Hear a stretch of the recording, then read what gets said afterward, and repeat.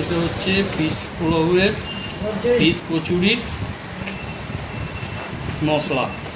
প্যাকেটটা দেখাও। নিরামিষের পিস।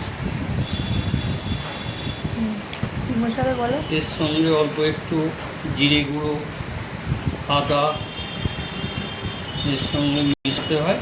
মিশিয়ে অল্প একটু হলুদ, চিনি আর নুন দিতে হয়। মিষ্টি মানে ওই চিনি। তারপরে এই ছাতুটা দিয়ে দিতে হবে। অল্প পরিমাণে একটু ছাতু মিশিয়ে দিতে হয়, তাহলে বাইন্ডিংটা খুব ভালো হয়, যাতে কোনো সঙ্গে মিশে যায়। এরকমভাবে মশলা, এর সঙ্গে একটু আদা দিতে হবে, জিরে গুঁড়ো দিতে হবে, ধনে গুঁড়ো দিতে হবে, দিলে একটা দেখি জিরের গুঁড়ো। হ্যাঁ দাও দাও, দেওয়া হয়ে গেছে। ঠিক আছে, হালকা